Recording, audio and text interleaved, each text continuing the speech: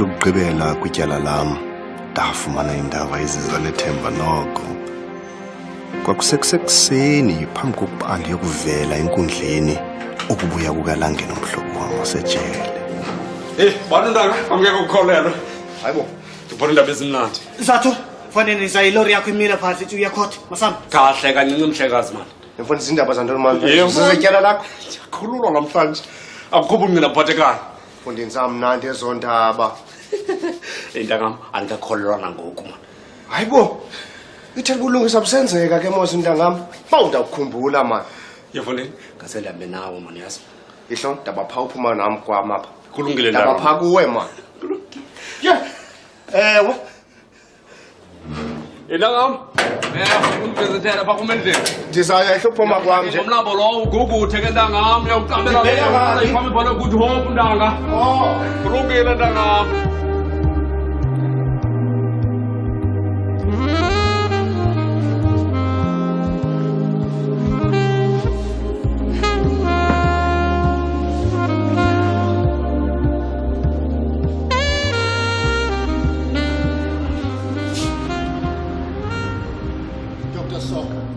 Andiqondi khona into abanokuphikisa ngayo bayivume yonke into ephandiweyo qha wena funeka unike iripoti yaselabhoratori asafuni nezo biochemist nix kamnandi phela mhlekazi nanku sisi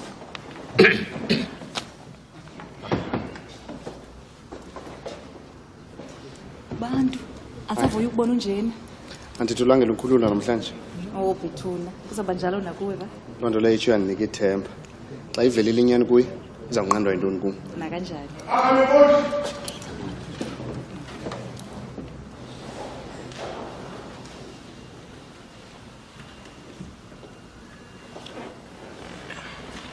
Chuchisi Nkosi yami ingqina enzawuthanda malibizwe uDr Soka Pak akamsimhle madoda. Ya ndike ndasebenza naye angithusi. Bandathemba kasinenzakalisi.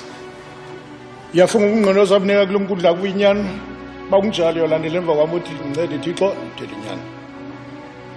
ncede Thixo thethe inyani Chuchisi Dr Soka andithi ipathologist karhulumente eyaziwayo kakhulu ngumaphephetha kwi-forensic medicine.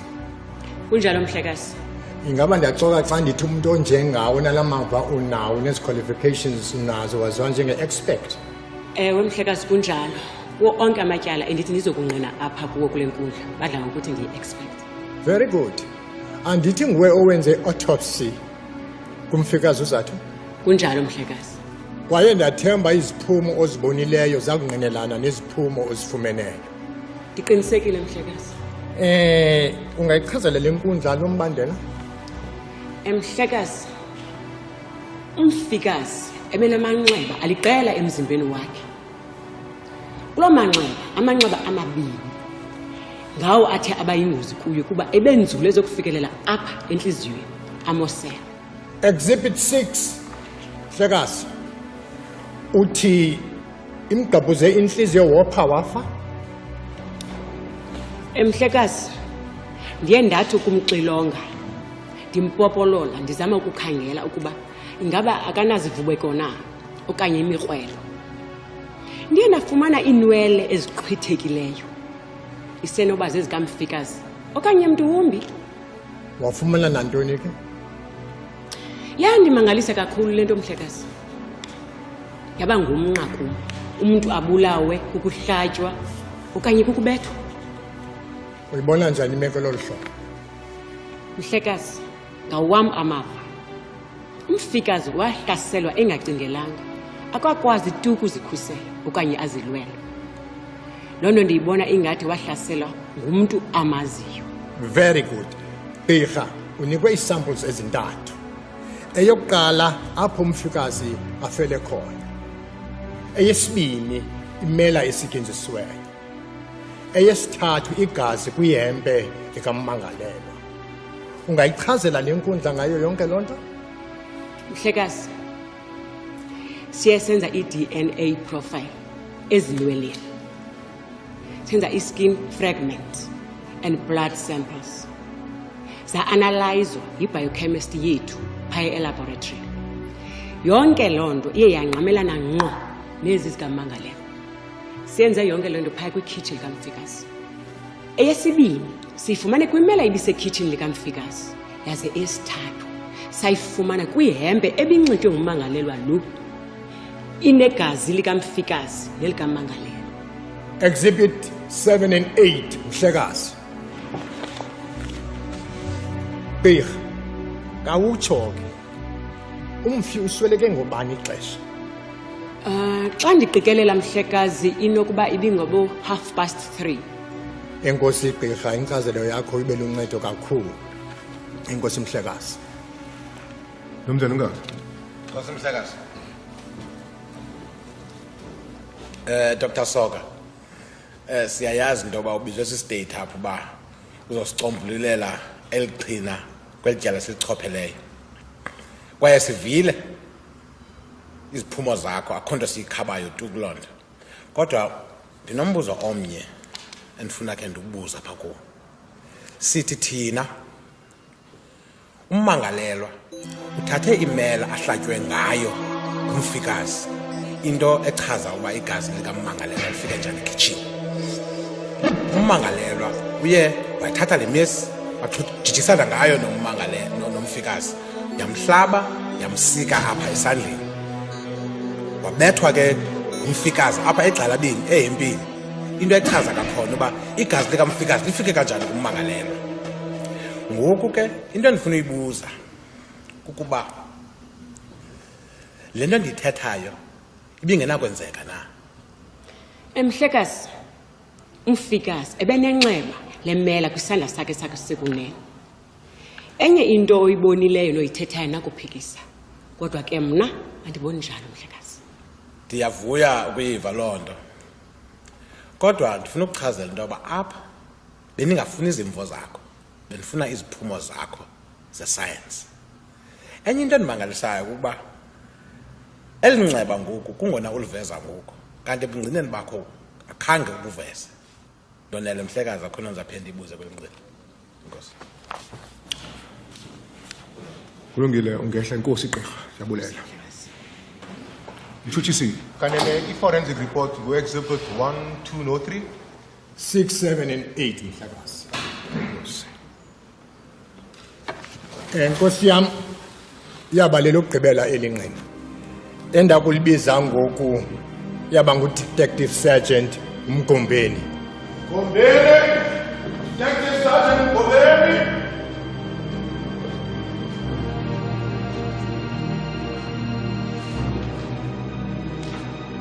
Yayivakala kabuhlungu kum qho xa kuthethwa ngoDora kuthiwe umfilo wa. Yayibambi kakhulu ukucinga ngokuxhathwa komzimba kaDora umgama endimthandayo, umama wonyana wam. Nako ke ngoku ndijongene nolona shwangusha, Sergeant Mgombeni. Sergeant Mgombeni, nguwe ophanda ngelityala, ikwanguwe intloko yalo, kwangomhla kwasweleka unkosikazi uZathwa, kunjalo? Kunjalo Mhlekazi, ndaliqala ngalamini wasweleka ngayo uMfikazi. Kawuncede ke uchazele le nkundla okwenzekayo. Ngesithuba sentsimbi yesine safumanisa ingxelo ethi kukho inkosikazi ethile efunyenwe idunduluzele endlini yayo. Ndenje njalo ukuya khona noSergeant Bonakele. Apho safika amapolisa sele ekhona eyingqungqile indlu leyo. Sangena ngaphakathi. Apho sabona khona isidumbu soMfikazi, inzwakazi esasengobuso elizweni, idunduluzile phezu kwegazi. Inamanxeba okuhlatywa esifubeni sayo. Ayingumbono ombi kakhulu lowo. Kwangoko safunga ukuba siza kumfumana umbulali. Saqala kwangonodiri lo wayeyokubikela amapolisa. Wayeyokuthatha ikhoba. Xa wathi wanesirhoko awubona umnyango ngaphambili uvulekile kancinci. Wangena ngaphakathi wagagana nesidumbu uMfikazi seliswelekile.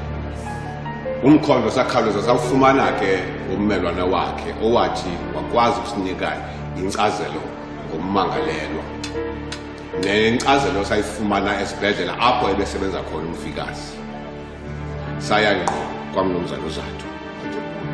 Apho safika kusithiwa uMnumzana uZathu akazukubakho ngaloo mini. Khaphuqe uMnumzana uZathu siselapho. Wakhanyela uba bekhe wambona umkakhe. Sabona esathetha nathi njalo sabona igazi ehempeni yakhe. Sathi sawucela uba khulula ibhatyi wala. Ekugqibeleni sambamba sayikhulula ibhatyi safika ihempe yakhe ligazi nje yonke. Loo nto yandikrokrisa kakhulu. Ndamfundela kwangoko amalungelo akhe samkhonxa ngokurhaneleka kwityala lokubulala. Ndikuvile Sergeant. Mandenje nje ke ngaphandle nje kwesidumbu wasifumanayo. Ngophi omnye unobangela ubangele into yokuba uZathu makatshutshiswe yi-Attorney General? Ndafumanisa kwingcali ye-fingerprints ukuba imela esayifumana endlwini kaMfikazi yayine-fingerprints zommangalelwa. Nantsiya. Exhibit 9 Nkosi yami. Sergeant, ingabe ummangalelwa abenayo i-alibi ukuba ibe nayo uke waphanda ngayo na? Ndaphandisisa ngokwaneleyo Mhlekazi. Ummangalelwa akukho nto itshoyo ukuba wayephi. Nento yokuba wayesekrikethini ngalamini inkosikazi yakhe yayibulawa akubukho ubungqina baloo nto. Loo nto ithetha into yokuba ummangalelwa akana-alibi konke Akukho nto anayo tu. Into anayo nje bubuxoki asoloko ephinda njalo. Objection. Sustain. Anayimbenye into yokuthetha Nkosi yami. Nkosi. Mr. Ngalo. Unexesha elingakanani umculo? Ndineminyaka 830 ndilipolisa. 820 kuloo minyaka ndingumcubi. Kwixesha elide kangaka usakwazi uze enkundleni.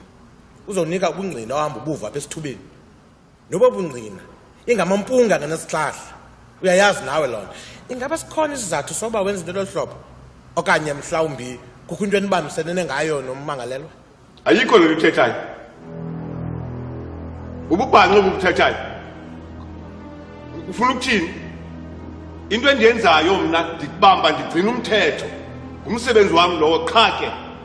Andazi ngosondijobha nje undonyelisa ngokubhanqa. Sidenge ndini. Sergeant Ngobeni, akwenziwa njalo apha. Ucinga kuphi apha? Lilungu lenkundla eli ubhekisa kulo ngolo hlobo. Iimpendulo zakho sibhekise kuwo. Kumele uyayazi loo nto. Xole kunje Mhlekazi. Ummangalelwa ebenenjongo. Ebenalo nethuba. Uboniwe lingqini. Igazi lakhe lifunyanisiwe endlini kaMfikazi, nelo Mfikazi lifunyanisiwe ehempeni yakhe. Sekuthi ubungqina obungaphela ngobo. Ubungqina ophele ngqo obo. Yonke le nto ithethayo ayisebenzi apha. Kuba ndizawuthi ummangalelwa unayo i-alibi. Enye into wayekude le kulaa ndawo kwagetyengelwa kuyo unkosikazi wakhe. Zange uqalise ukuyiphanda i-alibi yommangalelwa. Wasuka ukukhetha uba uthi uyaxoka. Isizathu saloo nto ke nasi. Ubuyiqonda uba le case iza kuba nzima. Awuzazi uba mawucaliphi. Waqonda uba into mawuyenze mawuthathe indlela emfutshane. Mna akho nix into endifuna uphinde ndiyive. Phande ndikubuze mbuzo. Into endicaphukisa kakhulu kule nto bubutyhifile indlela amapolisa ayiphande ngayo le case. Anamibuzo yimbi kweli. Nkosi yami, iyandiphambanisa le nto ithethwa ngummeli. Iyandiphambanisa. Akanawuthetha ngolo hlobo kwipolisa lenkundla ikhona. No. Mtshutshisi. Nkosi yami. Andinawo umlomo umbuzo Nkosi yami. Kodwa ke bendiza kuthanda nokubulela uSergeant Ngombeni ngophando oluhle alenzileyo. Yokuba namhlanje le case abe uyidibanisile. Ndithi mandikubulele Sergeant. Inkosi. Enkosi Mhlekazi. Ndiqebile. Sisiphelo eso. Siso Nkosi yami. Enkosi. Kulungile ingqina ngehla. Ndonele ukuqambulisana unini wababini. Imibuzo yenu ibonisa ukuphikisana kwezimvo. Kuwe mthuthisi. Uza kulifumana ithuba lokwandlala izimvo zakho malunga netyala. Maqwetha ommangalelwa. Ubungqali kwezomthetho bungakumgangatho ophezulu ukuba nje beninokuzola nithethe ngendlela efanelekileyo. Amacala omabini asecicini. Andikwazi inyamezela le ndlela nithetha ngayo kwinkundla ephakame ngolhlobo. Ulifumana ithuba lokwandlala ityala lakho ngomso ngendlela efanelekileyo. Mayichithakale le nkundla. Kodwa mayiphakame.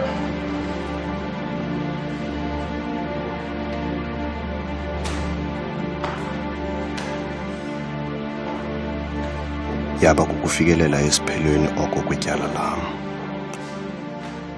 Ndandingayazi ezakwenzeka emva koko. Ndasuka ndabeka ithemba lam emagqwetheni am. Ndandibawela nje ndinikwe umnyinyiva ukubeka umcimbi wam ngaphambili. Ndalindela umalume uVuyisile owayeza kuza ndibona kwabo busuku.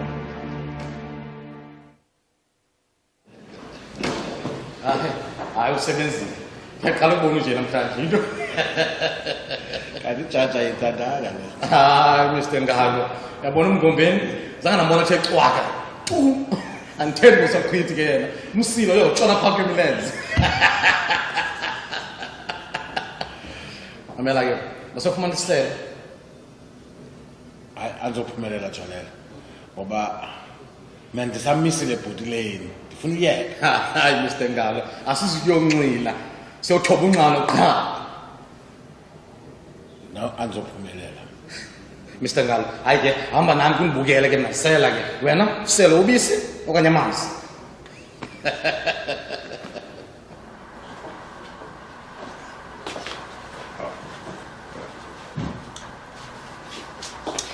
Ngicela ngibone ubantu 5 minutes time. Ndidikiwe kuhlala apha mna. Umsebenzi endlini lendlini wesa ndimazi nomazi lo mntu. Oyinto khona sekhaya usuku libeluni qha.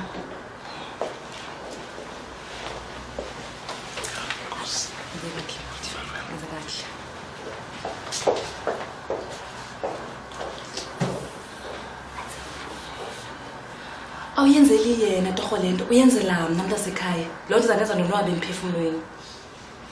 Okay, but andiphindi izapha. Lisuku lam lokugqibela nsizapha.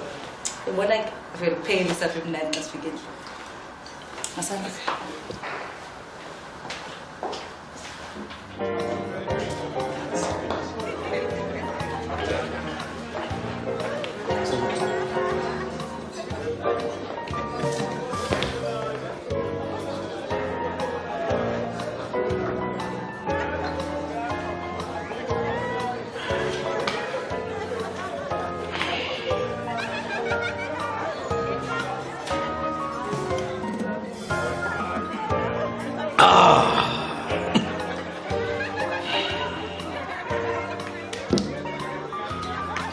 Uyayazi uba sizombiza ubantu ngomso babele ngqina.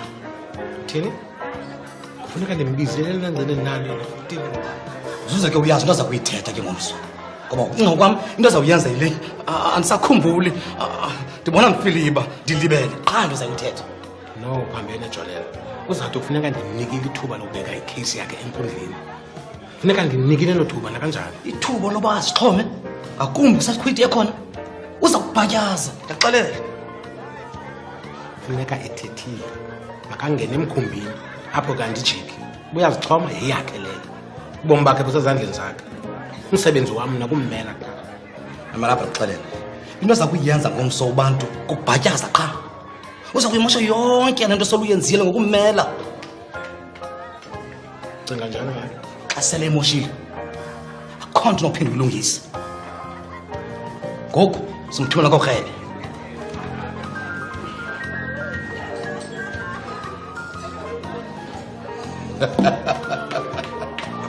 Thumo! Ngawutsha kwamtshana amagqwetha akho ayayazi lento iqhubeka apha. Hey malume, kwabasathwani ke. Ayikho into esingayenza ngoku. Phofu ke noNgalo hayi ke. Hayi ubethe kakuhle izolo ecourt. Oh, kodwa ke mtshana ngomso. Zabe ndikhona apha. Ke ndizibonele ngokwami. Malume anothanda uba uze apho uzoziva into ezimbi abazithetha ngam noDora. Bantu ndiyayibulela naleyo. Kodwa lide ixesha eli ndihleli pha endlini. Ndiziva funeka ndikhona. Kaloku ndiyinxalenye yale family. Kwaye nohlo ebenothanda uba ndenze njalo. Yanele leyo nzayo yokugcina indoda phela. Hayi kaloku leyo indinika uchulumanco. Oko efikile pha kum la mntwana ndiziva ndimtsha. Kwaye ungunyana wam. Andikhathali noba kwenzeka ntoni na. Mandithi kuwe ndiyavuya kuyiva le nto uyithethayo. Andazi uba ngendiphi ngaphandle kwakho noNosiqhanga. Mtshana ungakhathazeki.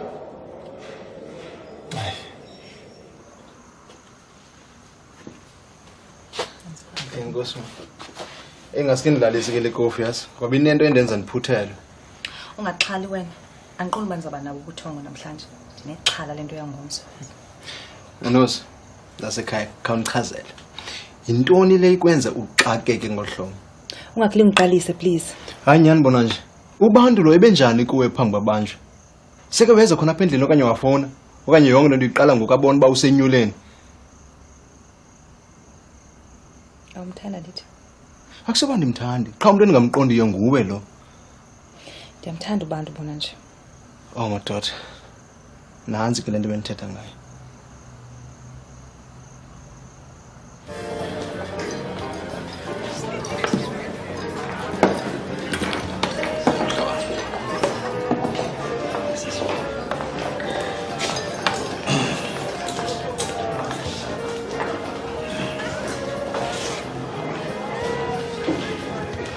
Le yela nqina lethu luzakuthi tu yanga inceba inganalo de kube kunaphakade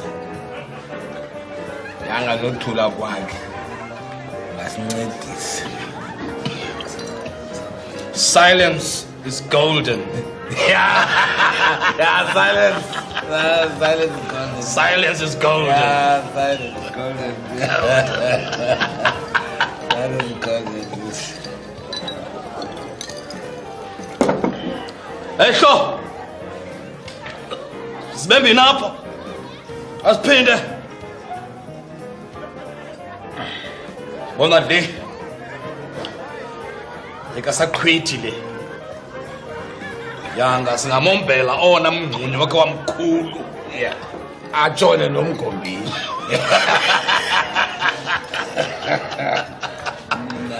Nobantu zathu lo sixokisayo. Yeah. Yeah.